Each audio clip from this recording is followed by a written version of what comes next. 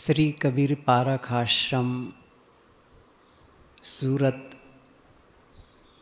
के इस मासिक सत्संग के अवसर पर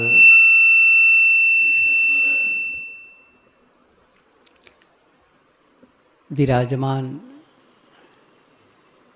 अर्चनीय वंदनीय संत समाज, सम्माननीय धर्म प्रेमी भाइयों एवं भक्तिमती माता बहनों,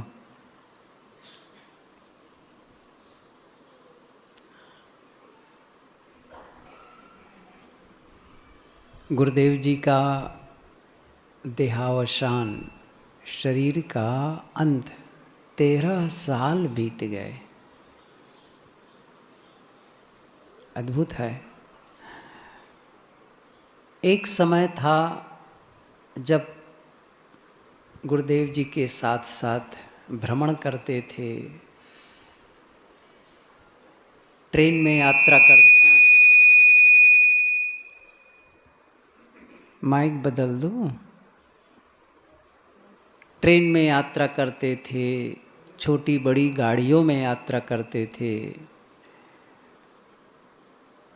मंच पर बैठते, साथ में या कक्ष में रहते, अलग से वार्ता करते, न जाने कितना समय उनके साथ रहने का अवसर मिला। आज वो दिन अतीत हो गया, बीत गया। और आज पुण्य स्मृति मना रहे हैं। इस प्रकार के कार्यक्रम न जाने कितनी बार हुए, कितनी बार उनके विषय में कहने का अवसर मिला। बहुत बातें थी। आज हम महिमा गाते हैं। गुरुदेव जी के दर्शन बहुत से लोग किए, यहाँ बैठे लोग। जो नहीं किए हैं चित्र देख लें, और क्या होगा। चित्र देख लें। असली बात क्या है? असली बात है अनुगमन। अनुगमन। आज हम महिमा गाते हैं, इससे कोई फर्क नहीं पड़ेगा। हम महिमा गा रहे हैं, कुछ लोग होंगे जो उनकी आलोचना करते होंगे, आज भी उनके विषय में गलत बोलने वाले होंगे, निंदा करने वाले होंगे। न हमारी प्रशंसा वहाँ पहुँच रही है, न किसी की निंदा वहाँ पहुँच रही है। जैसे कोई हाथ में एक मुट्ठी धूल लेकर के सूर्य की ओर फेंके और ये माने कि सूर्य को हमने ढक दिया, इससे क्या होगा? सूर्य नहीं ढकेगा। हो सकता है वो धूल उड़ करके हमारे ऊपर आएगी। आवश्यकता है, उन्होंने जो हमें पथ दिखाया, और पथ दिखाया कहने का मतलब क्या है मेरा? देखिए, उन्होंने जो कुछ कहा, जो कुछ लिखा, वो तो है। ये बहुत महत्वपूर्ण नहीं है। बहुत से लोग लिख देते हैं। जीवन में जिसका कभी अनुभव ही नहीं होता, उन अच्छे विचारों को अपनी पुस्तकों में लिख देते हैं, बोल देते हैं, खड़े होकर के भाषण कर देते हैं, लेकिन जैसा वो बोलते हैं वैसा उनका जीवन नहीं होता है। मेरा कहने का मतलब है कि गुरुदेव जी ने जो पथ दिखाए नहीं, जो उन्होंने जिया, जो उन्होंने जिया, हम यदि उसका अनुगमन करते हैं, थोड़ा भी उस रास्ते पर आगे बढ़ते हैं, तो मैं समझता हूँ ये श्रद्धांजलि होगी। छोटी छोटी बातों को वे कैसे बोलते थे, जीवन कैसे संयममय था, कैसे उनके क्रियाकलाप होते थे, कैसी उनकी दैनंदिनी होती थी। और मुझे तो अच्छी तरह से पता है क्योंकि साथ रहने का अवसर मिला और बहुत नज़दीक रहने का अवसर मिला। हम में से पूरा समाज जो होता था संतों का, कुछ लोग होते थे उनमें से, पूरे समाज में से, जो गुरुदेव जी से कभी भी मिल सकते थे, उनके लिए रोक टोक नहीं होती थी। उनमें से मैं एक था। साहब चाहे बिस्तर पर नींद में हो, ऐसा भी अवसर आया है कि साहब गहरी नींद में थे और मुझे जगाना पड़ा, कुछ ऐसा समय था, ऐसा भी हुआ है। साहब जी भोजन करते रहे गुरुदेव जी, तो भी मैं जा सकता था। मतलब हर परिस्थिति में कहीं भी वो हों तो मैं उनसे मिलने जा सकता था, अपनी बातें कह लेता था। तो मैंने बहुत करीब से देखा है कि कैसे उनके दैनंदिनी होती थी, जो सुबह का बिस्तर छोड़ना, इतना बड़ा समाज होता था, सबसे पहले उठते थे वो, जाग जाते थे पहले। आलस्य तो मैंने देखा ही नहीं उनके जीवन में कि कभी उन्होंने आलस्य किया हो। गजब है।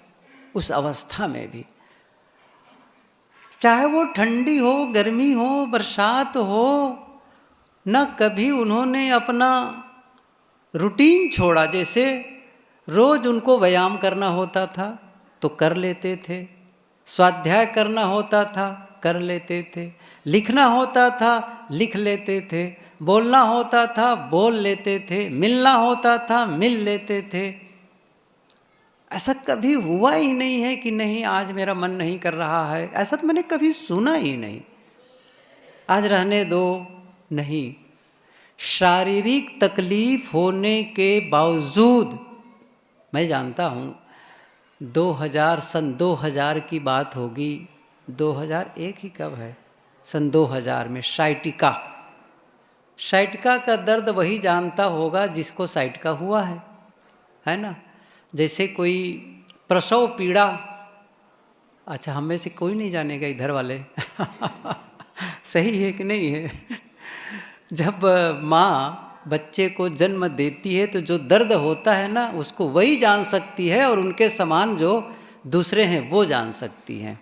वही साइटिका की बात भी है, कितना दर्द होता था। मैंने जाना, जब साथ में रहना होता था, तकलीफ़ होती थी, इसके बावजूद वो एक समय सत्संग में बैठते थे।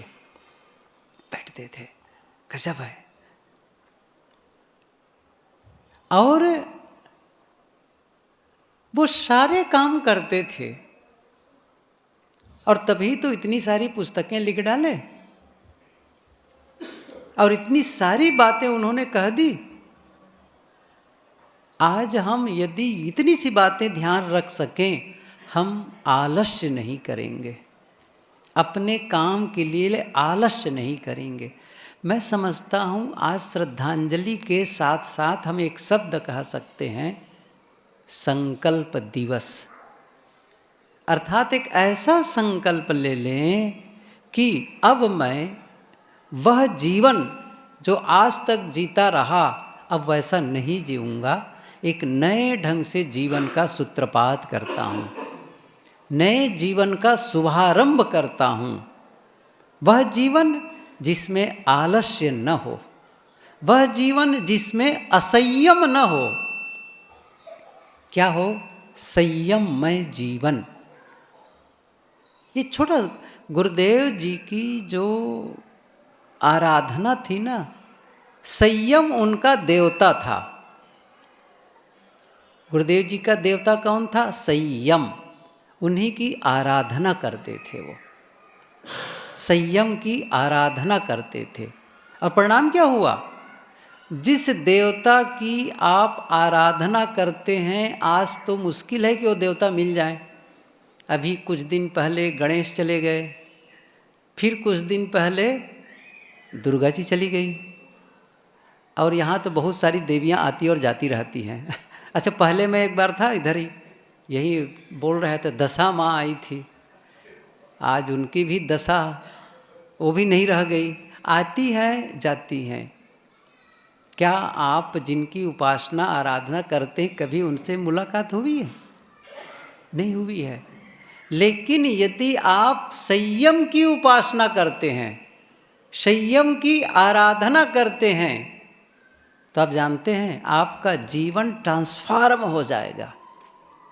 मतलब एक ऐसे जीवन में आपका जीवन बदल जाएगा जिस जीवन की आप कामना करते हैं, जिस जीवन का सपना देखते हैं, वैसा उस जीवन का आप अनुभव करने लग जाएंगे। क्योंकि जिसने भी वहाँ पहुँचा है संयम के बल पर पहुँचा है। अर्थात हर चीज में संयम ना, खाने पीने से लेकर के बोलने और बर्ताव करने में संयम। कैसे शब्द बोलना, कितने तेज बोलना, कितने धीरे बोलना, कब नहीं बोलना, ये छोटी छोटी बातें भी हम ध्यान में रख लें तो मानो हम गुरुदेव जी का अनुगमन कर रहे हैं। छोटे छोटे सूत्र उनके होते थे और शायद कभी आप पढ़े और सुने भी होंगे। क्या हो गया है, कुछ ऐसा है अड़चन, दूसरा कुछ खुल गया है? तो अच्छा बताओ, आप लोगों को सुनाई पड़ रहा है ना? पीछे वालों को आवाज़ जा रही मेरी? अच्छा तो बीच बीच में बजने दो, ध्यान मत दो क्योंकि उस पर ध्यान देने लगेंगे तब तो काम ही नहीं बनेगा, उसको बजने दो, ठीक है? शोरगुल जैसे होता है ना, होने दो। अब बाजू में कुत्ता भूखने लगे तो क्या करेंगे, भगाएंगे उनका, भूखने दो, ऐसे ही है ये तो वो बजने दो, बातें न मेरा ध्यान जाए ना आपका ध्यान जाए। तो फिर से आते हैं वापस। मैं कह रहा था कि ये छोटी छोटी चीज़ें हम जीवन में अपनाना शुरू कर दें। देखिए मैं फिर से कहता हूँ, केवल बोलने से परिवर्तन नहीं होगा और केवल सुनने से परिवर्तन नहीं होगा। परिवर्तन होगा जब एक बार निर्णय लेकर के कदम बढ़ा देंगे, बस करने लग जाएंगे। होता क्या है, हम सब में शुरुआत ही नहीं करते हैं। सच बात क्या है, शुरुआत ही नहीं करते। ख्याल कर लो। अच्छा, मैं जो कह रहा हूँ ये आप अनुभव कर लीजिए। क्या अच्छे विचारों को आप नहीं जानते हैं? क्या जीवन बदलने के सूत्र को आप नहीं जानते हैं? किसी ने बहुत सुंदर कहा है, अच्छे विचारों से नरक का रास्ता पटा हुआ है। समझ रहे हैं ना? नरक का रास्ता ना, स्वर्ग वाली बात अलग है मतलब वो अच्छे विचार सबको पता है, फिर भी नरक में जा रहे हैं। कबीर साहब ने कहा ना, कर दीपक लिए कूप परे। हाथ में दिया लिए हैं और कहाँ गिर रहे हैं? कुएं में गिर रहे हैं।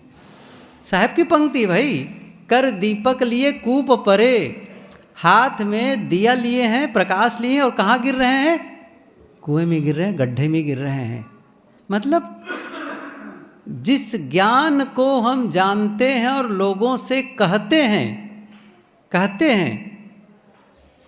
उस ज्ञान का नामो निशान जीवन में नहीं है। और जिसको रोकते हैं कि यह मत करो, हम उसी गड्ढे में गिरते हैं। अब क्या करना है? नहीं, अब बदलाव करना है। तो मैंने कहा ना, पहली बार आप जब शुरू करेंगे तो यह नहीं कि आप सफल हो जाएंगे कि या जैसे आज गुरुदेव जी की महिमा कर रहे हैं तो वो दशा जो गुरुदेव जी की मनोस्थिति में नहीं पहुंच जाएंगे। बात सही है, लेकिन आप कुछ दूरी जब चल लेंगे तो क्या होगा? कुछ दूरी तय हो जाएगी और आगे रास्ता दिखेगा। इसलिए मैंने कहा ना, संयम। बस एक चीज़ मान लो, मैंने गुरुदेव जी का एक चीज़ मैंने ले लिया अपने जीवन में, क्या? संयम। बस जब खाने बैठो तो ध्यान रखो संयम, कितना खाना है, क्या खाना है, ये संयम। बस एक अवेयरनेस की ज़रूरत है। अच्छा, बोलने लगो तब संयम। अच्छा, गलती हो गई जाएगी, आज संकल्प लिए हैं तो गलती हो जाएगी, भूल भी हो जाएगी, क्योंकि पुराना वेग है ना, वो आपको फिर ढकेल देगा वहीं तरफ। अच्छा, फिर से निकले तब लगा ओफ, आज तो मैंने निर्णय लिया था, ये कैसे हो गया? अच्छा कोई बात नहीं, फिर से सावधान। हर बार जब आप सावधानी बरतेंगे तो एक दिन आएगा वो जो गलती है ना वो कम होती चली जाएगी और कम होती चली जाएगी और अंततः वो गलती खत्म हो जाएगी और आप सही पथ पर चलने लग जाएंगे। लेकिन कब होगा? जब आप शुरू कर देंगे। बस पढ़ने की बात है। अभी सुन ही रहे थे गुरुदेव जी कितना पढ़े लिखे थे, कितना पढ़े लिखे नहीं करने, कितना कम पढ़े थे ये कहना चाहिए था।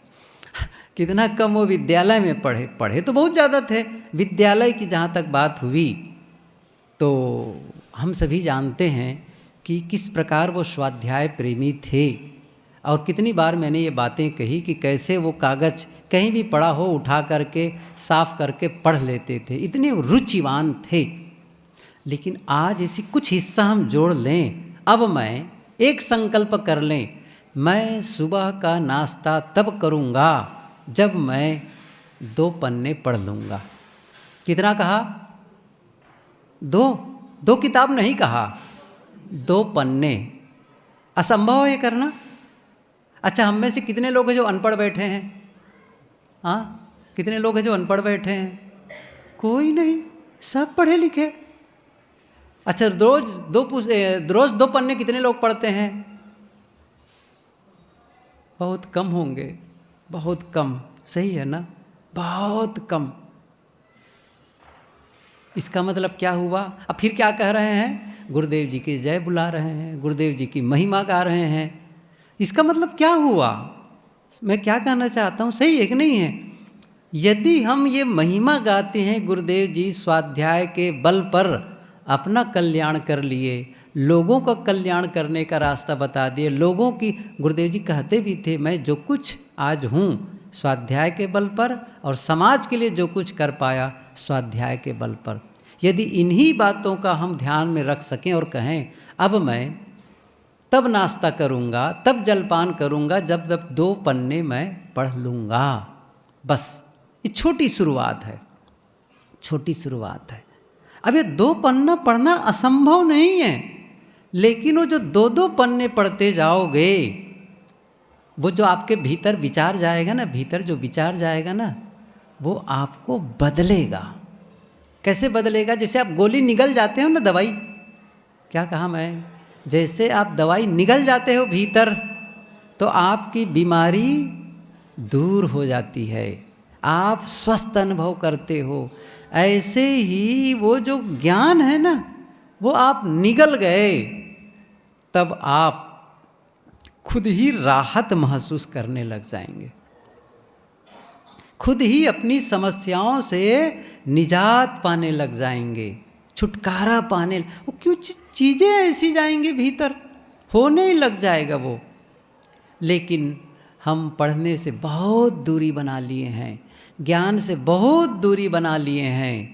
यदि हम गुरुदेव जी का अनुगमन करना चाहते हैं तो एक कदम बढ़ाएं, रोज़ 2 पन्ने बस।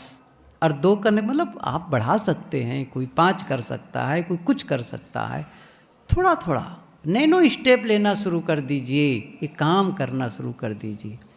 तो संयम का जीवन जीते हैं, समय का सही उपयोग करते हैं, थोड़ा स्वाध्याय करने में लग जाते हैं और किस प्रकार से लोगों से जब मिलते और जुलते हैं तो कैसा व्यवहार, बड़ों के प्रति कैसा व्यवहार, छोटों के प्रति कैसे व्यवहार, कैसे जब आपके जीवन में प्रतिकूलताएं आई तब आप कैसे करना, आपको रहना चाहिए, और जब अनुकूलता रहे तब कैसे करना चाहिए। मैंने देखा है गुरुदेव जी के जीवन में कि किस प्रकार उनके ही जीवन में प्रतिकूलताएं आती थीं, तब कैसे रिएक्ट करते थे, कैसे रिस्पांस देते थे, कितना वो किसको महत्व देते थे। समझ लीजिए किसको महत्व देते थे।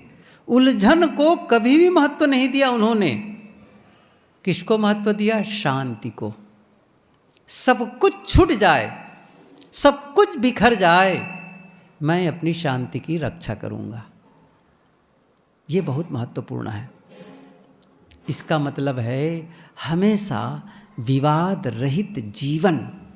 एक छोटा सा सूत्र अपना लो, आपको लगे कि यहाँ विवाद की संभावना है, बस पीछे कदम हटा लो, पीछे कदम कर लो, बस मुझे विवाद नहीं करना है, बस। और मैं मानता हूँ यदि आप अपने को विवाद से अलग कर लेंगे तो ऐसा नहीं होगा कि आपको भोजन नहीं मिलेगा, आपको पहनने को कपड़ा, ऐसा नहीं होगा, नहीं होगा।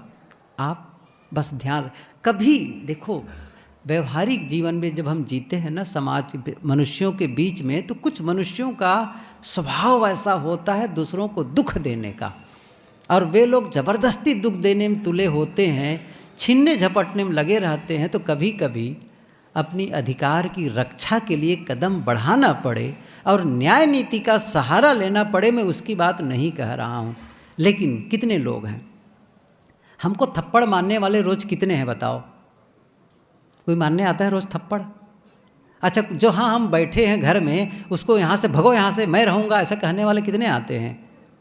हमारा पर्स छीनने वाले रोज़ कितने मिलते हैं? नहीं मिलते हैं। मेरा मतलब है जो बड़ी समस्याएं हैं ना जीवन में, कभी कभी आती होंगी, कभी कभी, लेकिन रोज़मर्रा की जो स्थिति है, पति पत्नी के साथ में रोज़ रहना है, पिता पुत्र रोज़ रहना है, भाई भाई रोज़ रहना है, सास बहू कभी कभी रोज़ रहना है, सही है कि नहीं है? वहाँ विवाद की संभावना बनती है, वहाँ ऊंच नीच की परिस्थिति बनती है। बस वही ध्यान रखना शुरू कर दें तो क्या होगा? आपका व्यवहार बनेगा, बढ़िया होगा, परमार्थ भी इसी से बन जाएगा, अध्यात्म भी इसी से बन जाएगा। मैं कह रहा हूँ अनुगमन, बस एक शब्द हमेशा याद रखो, अनुगमन। गमन मतलब उस रास्ते में, अनु माने पीछे, पीछे पीछे हमको चल लेना है। गुरुदेव जी की आज संदर्भ है, गुरुदेव जी का संदर्भ है, इसलिए मैं कह रहा हूँ। और कबीर साहब का संदर्भ तो हर समय बना है कबीर साहब का संबंध हर समय बना हुआ है, संतों का संदर्भ हर समय बना हुआ है। आज गुरुदेव जी का संदर्भ है। मेरा मतलब है गुरुदेव जी को देखा मैंने, कहीं भी विवाद हुआ, मैं एक उदाहरण दूँ आपको। अभी जहाँ सत्संग हो रहा है प्रयागराज में, वही ज़मीन ली गई थी एक बार एक ही बार तो लेना था मतलब जब भी लिए तब की बात बताऊं कि बाजू की ज़मीन वाले और हमारी ज़मीन, जो आश्रम की ज़मीन ली गई थी, पहले खेती थी, खेत की मेड़ियाँ थी, तो टेढ़ी मेढ़ी थी ना, कभी किसी की मेड़ी अंदर आ गई, किसी की उधर चली गई है, तो वो एक दीवार बनाने की जब बात आई तो दीवार टेढ़ी मेढ़ी बनती। गुरुदेव जी ने बाजू वाले ज़मीन वाले को बुलाया, भैया आ जाओ, और सब खड़े हुए, मैं भी वहीं था गुरुदेव जी के साथ में। उन्होंने क्या कहा गुरुदेव जी ने कि इस दीवार को हमें बनानी, सीधी बनानी है, तो क्या होगा? दो बातें होंगी, कुछ ज़मीन आपकी जाएगी, कुछ ज़मीन हमारी जाएगी, तभी तो सीधी होगी। तब गुरुदेव जी ने क्या कहा?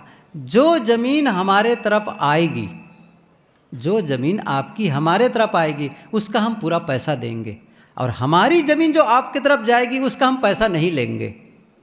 मैं सच बता रहा हूँ सही है ना? हम पैसा नहीं लेंगे। और यही हुआ भी, यही हुआ, वो पैसा लिया और दीवार सीधी बन गई। आज भी आप जाके देख सकते, दीवार सीधी बन गई। एक उदाहरण दिया मैं, कैसे विवाद। अच्छा, उसके बाद क्या हो गया? क्या हमको रोटी नहीं मिल रही थी? लेकिन हमने क्या कमाया? शांति, एक सुकून की कमाई हमने कर ली। सही है ना?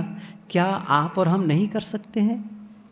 आप भी कर सकते हैं, छोटी छोटी। ठीक है, उन्हीं को जिता दो, ठीक है भाई, आप सही कह रहे हैं, बस। अच्छा, क्या हो जाएगा ऐसा कर लेंगे तो? आप सच्चाई पाना चाहते हैं कि व्यक्ति पाना चाहते हैं? आप बताओ मुझे। आप कहेंगे, आप जब विवाद करते हैं ना, आप जब अपनी बातों को जोर में डालते हैं, उलझन करते हैं, एक चीज़ बोलते हैं, आप सत्य सिद्ध हो जाते हैं, सच्चे सिद्ध हो जाते हैं। लेकिन पता है क्या खो देते हैं? व्यक्ति खो देते हैं। समझ रहे हैं ना? व्यक्ति खो देते हैं। नहीं, ठीक है, मत मानो मुझे सच, वो तो मैं जानता हूँ सच हूँ कि नहीं हूँ, सही है कि नहीं है, लेकिन व्यक्ति नहीं खोना चाहता हूँ। एक कदम आगे, अनुगमन। अनुगमन, ये छोटी छोटी चीज़ें, बड़ों से, छोटों के साथ कैसा बिहेव होता है आपका? आप बड़े तो हैं, क्या हर समय अपने अधिकार का प्रयोग करते हैं? आक्रामकता क्या है आपके अंदर? प्रहार करते हैं? दूसरों को कुछ मूल्य देते हैं कि नहीं देते हैं? नहीं, मूल्य दो, छोटों को भी मूल्य दो। गुरुदेव जी कहते थे, नौकर तक को भी गलत शब्द न बोलो। गुरुदेव जी विनोद करते थे, जितना वो काम करता है उतने को पैसा देते हो, जब उनको गाली देते हो तो क्या गाली देने का पैसा देते हो? फिर क्यों गाली दे रहे हो? नहीं, वो भी प्राणी, वो भी आदमी है, उसको भी सम्मान चाहिए। ये छोटी सी बात हम ध्यान रख सकें। अपने ही बाल बच्चे घर में हैं, उसको भी सम्मान चाहिए। गुरुदेव जी कभी भी नहीं कहते थे कि मेरे शिष्यगण, मेरे साथी। अच्छा, हम सभी जानते थे कि सभी उनको गुरु मानते थे, लेकिन कहते थे मेरे साथी। यदि आप अपने बच्चों के साथ ऐसा बिहेव कर सकें, देखो उनका प्रेम कितना अच्छा हो जाएगा। बड़ों के प्रति श्रद्धा, गुरुजनों के प्रति गुरुदेव जी की कितनी श्रद्धा होती थी, मुझे याद है, बताते मुझे, मैं तो खुद देखा हूँ। उनके गुरुदेव जी के साथ मैं रहता था, तो फिर वो दूर अपने खड़ाऊ उतार करके आते थे, कभी भी बैठते नहीं, कहीं भी अपनी साफी बिछाए बैठ लेते थे। इतना विनम्र और इतना शालीन गुरुजनों के बीच। कभी भी अपने बड़े गुरु भाई की खड़ाऊ पर पैर नहीं रखे। धोखे से भी पड़ जाए तो उसको धो करके अपने कपड़े से पोंछते थे। कभी भी उनके बिस्तर पर नहीं बैठते थे अपने बड़े गुरु भाई के। देखिए, ये आप लोगों के लिए बात तो नहीं है, बात तो हम लोगों के लिए है, लेकिन मैं उदाहरण क्या दे रहा हूँ, बड़ों का रिस्पेक्ट कैसे करें, छोटों के प्रति स्नेह और प्रेम का कैसे। अब क्या करेंगे हम, यदि करने लग जाते हैं अपने जीवन का, तो क्या होगा, ये गुरुदेव जी का अनुगमन करना हो गया, और ये आपके जीवन को बदलेगा, और आपके व्यवहार में भी पवित्रता आएगी, और आपकी मानसिक दशा में भी सुधार आती चली जाए। यही तो हम चाहते हैं, हमारा व्यवहार भी अच्छा हो जाए, हमारा मन भी अच्छा हो जाए, यही तो चाहते हैं हमारे जीवन में। ये कब होगा, जब आप कदम उठाएंगे। तो कुछ बातें थी जो मैंने आपके सामने रखी गुरुदेव जी के परिप्रेक्ष्य में, गुरुदेव जी के संदर्भ में। आज गुरुदेव जी नहीं है, बात सही है, लेकिन छोटे छोटे सूत्र जो मैंने कहा, जैसे उन्होंने कहा प्रेम में स्वर्ग है, अनासक्ति में मोक्ष, ये पूरा प्रसिद्ध है उनका है। आपस में घर को स्वर्गमय बनाएं, आपके परिवार में स्वर्ग का अनुभव हो, अनासक्ति का काम करते हैं, यही तो मोक्ष का काम है, यही तो मोक्ष का अनुभव होने वाला है, कहीं भी रह के कर सकते हैं। छोटे छोटे सूत्र हैं। हम लोगों के लिए कहते थे उद्वेग रहित व्यक्ति संत है। गुरुदेव जी कहते उद्वेग रहित, ये हमारे लिए क्या है, क्या मैं उद्वेगित होता हूँ, और जब जब मैं उद्वेगित होता हूँ मैं अपने पद से नीचे आ जाता हूँ, और जब मैं उद्वेग रहित जीवन, और उद्वेग का जब अवसर आता है तब बाकी समय तो हम हंसते मुस्कुराते रहते हैं। असली बात क्या है, जब वो परिस्थिति निर्मित हो, विषम परिस्थिति निर्मित हो और मैं शांत रह सकूं, यही साधना है, यही साधना है। गुरुदेव जी ने लिखा है ना, जो दुखी नहीं होता वह संत है। अब पूछना है मुझे, कब कब मैं दुखी होता हूँ, और कब कब अपने संतत्व को खंडित करता हूँ, कब कब मैं अपने पद से पदच्युत हो जाता हूँ। अनुगमन का मतलब है मैं वैसा कर सकूं, उस पद पे चल सकूं, तब गुरुदेव जी का अनुगमन हो पाएगा। इसलिए हम सभी आज एक निर्णय लें, कोई बात नहीं, मैं कैसे बोलना है, कितने शालीनता, कितने धैर्यवान, कितने मीठे शब्दों का प्रयोग कर सकता हूँ, और मुझे क्षमता, मेरे पास तो शक्ति है ना मीठा बोलने की, मेरे पास तो विनम्र होने की शक्ति है, बस विवाद रहित जीने की शक्ति है, उस शक्ति का प्रयोग करना है। ये छोटी छोटी बातें भी हम प्रयोग कर, और अध्याय, जैसे स्वाध्याय के बारे में कहा, मैं पढ़ने की क्षमता वाला हूँ, बहुत लोग हैं जो नहीं पढ़ पाते हैं, मैं तो पढ़ लेता हूँ, और मेरे पास इतनी क्षमता है कि मैं 2-4 पुस्तकें खरीद के रख सकूँ, और जो नहीं खरीद सकते मुझे बता दें, कितना कहो मैं दे दूँ पुस्तकें, पढ़ो पढ़ो तो सही। कहने का मतलब है वो यदि शुरू कर देते हैं, और संयम, संयम में कौन सा पैसा लगना है, कौन से जीएसटी लगने वाले हैं संयम में, नहीं लगने वाला है। संयम कर लो बस, खाते पीते समय, बोलते समय। ये सारी चीज़ें क्या है जो हम सभी कर सकते हैं और कर लेते हैं, तो ये फिर गुरुदेव जी का नहीं रह गया, वो हमारा हो गया, वो हमारा हो गया, और फिर हमारा जीवन बदल गया। तो ये हम कभी भी किसी महापुरुष के स्मरण करें, याद करें, कभी भी उनके बारे में चर्चा करें, तो मैं फिर से कहा, शुरू में कहा था मैं, न हमारी प्रशंसा वहाँ पहुँच रही है, न हमारी निंदा पहुँच रही है, कुछ भी नहीं पहुँच रहा है, बल्कि जो हम सच्चे पथ पर चलते हैं तो वह प्रभाव हमारे जीवन को पड़ता है, वो हमारे जीवन को बदलता है। और असली चीज़ यही है कि हमारा जीवन एक ऐसा बदलाव, एक ऐसा ट्रांसफार्म हो जाए, जीवन उन्नयन, मैक्सिमाइजेशन, जीवन का लाइफ मैक्सिमाइजेशन, जीवन उन्नयन, एक ऐसा रिफॉर्म, एक ऐसा मतलब वह नहीं जो है, नहीं एक नया रूप आ जाए, ट्रांसफर, रूपांतरण, रूप का अंतर हो जाए। ये नहीं है बस कड़वाहट वाला, ये बदल गया, अब क्या है, मिठास वाला आ गया। देखो वो अहम वाला नहीं है, विनम्रता वाला। कैसे बदल गया वो? उसी प्रकार बदल गया जैसे खाद है ना, खाद दुर्गंधी आती है, गोबर की खाद, कचड़े की खाद, लेकिन जब उसको खेत में डाल दिए और फूल का पौधा बिखेर दिए, या कुछ पौधे खाने पीने वाले कुछ पौधे बीज डाल दिए, तो उसी खाद में से खींच करके एक नन्हा सा पौधा क्या किया है, अब फूल खिल करके सुगंधी आ गई है। क्या हो गया? उस रूप को बदल दिया है वो। बस एक ऐसा जीवन जिससे दुर्गंधी आ रही थी, अब वही जीवन जब हम बदल दिए, सुगंधी आने लग गई, पवित्रता का अनुभव करने लग गए। कब? जब अनुगमन करने लग जाएंगे। यही तो श्रद्धांजलि है, यही तो उनके प्रति कृतज्ञता ज्ञापित करना है। बस मतलब जी करके कृतज्ञता ज्ञापित करना है, बोल करके नहीं, जी करके। यह करके हम सचमुच गुरुदेव जी के प्रति, मतलब कहने का मतलब है कि हम उनके बताए रास्ते पर चल दिए, मतलब हम उनके करीब पहुंच गए, और करीब पहुंच गए, और करीब पहुंच गए। जितना उनके रास्ते पर चलते जाएंगे, उनके करीब पहुंचते चले जाएंगे। और उनका करीब पहुंचना, खुद के करीब पहुंचना है। मेरा मतलब यही है, वो खुद के करीब पहुंच जाना है, खुद के करीब पहुंच जाना है। इसलिए ये काम करना है। और हम फिर भी औपचारिक रूप से तो उनके प्रति कृतज्ञता बनती ही है, क्योंकि उन्होंने जो पथ दिखाया, जो ज्ञान दिखाया, और मैंने कहा ना, केवल बोल करके नहीं, जी करके जीवन को देखा, मैंने करीब से देखा। तो वो जो जीवन बोल रहा था उनका, जो उनका जीवन बोल रहा था, बस वो उस रास्ते पर चलने की ज़रूरत है।